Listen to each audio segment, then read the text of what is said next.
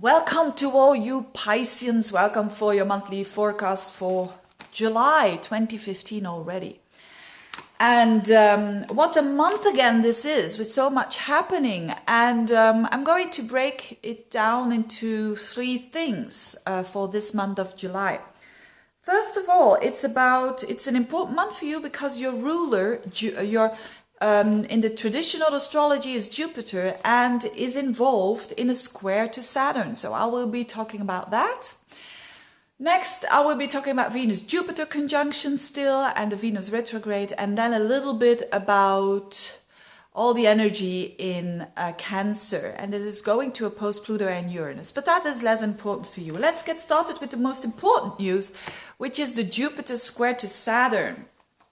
And it's in Jupiter, and Venus is in your 6th house, the house of your day-to-day work, your health and your routines, your pets as well.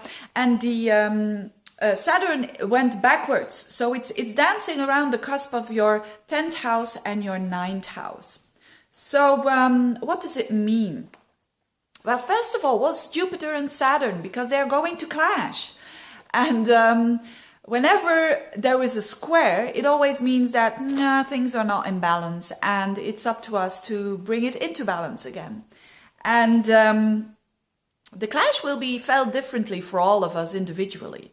But mainly, the clash between Jupiter and Saturn is a clash between faith and work, faith and making things happen in this world. And it's happening in your work houses, and so it's happening in the 6th house, which is a house of, which is a Virgo house. So it's a house where you want to be efficient and you want to work efficient. You don't want to work hard necessarily, you know, you're sweating while you're working. No, you want to work efficiently. That's the 6th house, and the 9th house is your what you believe in, your connection to a higher source. And so they are clashing, and this is typically something that there's a clash between what you believe in and what is your faith. And lately you have been working so hard on that, in general, all the Pisceans, because Saturn is about structure. And what does it structure? It has been structuring your belief system, your opinions, and they're becoming a bit more real and more defined, you could say. So because Saturn goes back into the 9th, so it means it's not all done yet. You know, you need to do some finishing up, you could say. And so that's the Saturn working there. And the Jupiter-Venus in your 6th house is all about how can I enjoy my work? Because yes, that's Jupiter and Venus in the 6th house. It's pleasure at work. It's enjoyment at work. And it's also being efficient. You know, the 6th house of your day-to-day life, you want to make it just more pleasant. So these are clashing. And what does it mean? Well, there's a difference between, if you are a Piscean who is already quite structured, it will mean something else than if you are a Piscean who's not really structured at all. So let's get started with the ones that have maybe a strong Saturn already in their chart, like a Saturn on your. If you are a Piscean, sometimes people say to me, "But I'm a Piscean and I'm not that floating around, or I'm not that." I don't understand. And then you see like Saturn on the ascendant, for instance. So if you have a strong Saturn, if you are someone who already knows what rules are all about, what responsibility is all about, then you tend to go more to the Saturn. And then if you have this clash between Saturn and Jupiter, then this means that you need to watch out. You need to, it's a bit of a warning here that don't go too much to the Saturn, because then the Jupiter-Venus will knock on your door. And you will get, if you go too much to the Saturn. In other words, if you, and Saturn is about in the 9th house, and believe me, I have a lot of planets in the 9th house. I have a bit of experience there, what it means to have so many activity in the 9th house. Saturn in the 9th house is your inner critic. It's your your moral system, you could say. And whether you believe in God or not, we all have morals. And if you are that kind of Piscean who is already a bit structured, you can be too heavy on yourself, basically. You can have your morals are too high for yourself. And then the Jupiter and the Venus, which is, knocking on the door and saying, hey, what about having a bit of fun here?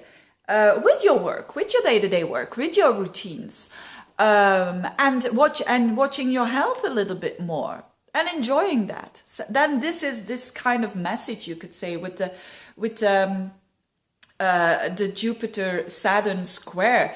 It is trying to say to you, hey, okay, there are rules, there is moral, there is all of that, but hey, we are only human. And it's that kind of forgiveness and that kind of you want to do the work, yes, but don't overdo the work. So this can tend to working too hard. And working too hard, people tend to think that working hard is good. It's not true. It's not because you work hard that the result is better. And that is what the Jupiter and the Venus in the 6th house is really telling you. This is the house, this is the most economical house. And one of my first lessons of economics I did in a past life, you could say, it seems like a past life, I studied economy. And the first rule was, which is all about the 6th house and Venus Jupiter there, the first rule was, with as little input, so if you have little input, little resources, you get the massive of output, you get the massive of result. And that's the economy. And Virgo, which is the 6th house, rules the economy. So it's like household. If you don't have a lot, you try to manage it better and you try to be as efficient as possible. It doesn't mean to say you work harder, you just apply it differently. Well, it's a very, maybe a long way to explain something very simple, but you don't need to work as hard. Maybe you just need to do it differently. And don't forget to enjoy. Don't forget to enjoy in the applyment of what you believe in. And so that's for the part of the Pisceans who maybe are a bit older, who maybe have a bit more structure there. Pisceans who maybe are a bit younger, or who don't have that strong Saturn, it will be the other way around. It will be the Venus Jupiter that they identify a bit too much with, and then Saturn comes knocking on the door. What could that be? It could be that you have too much pleasure at work, for instance, with the Venus and Jupiter there. Maybe you have an office romance there. There's nothing wrong with that, but it can make you a bit, a bit distracted, to say the least. And therefore, Saturn is knocking at the door and saying, hey, what about your clients, for instance? The Saturn is at the cusp of the 10th house of your responsibility, your work, the 9th house, your morals, maybe.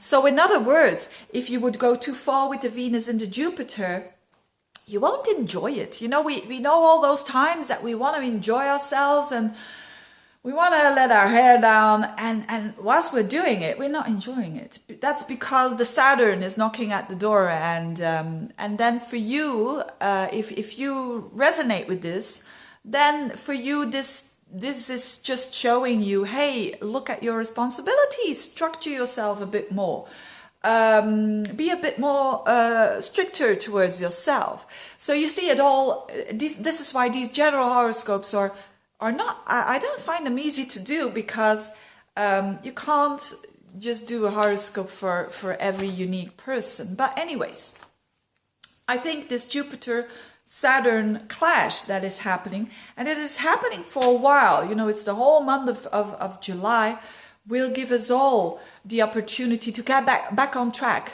whether it is the Jupiter track or whether it is the Saturn track, and and mostly, the Pisceans, they don't have any trouble with having a belief in something, but, to make it work, it's not always easy. And this is a month where you can make it work better than ever.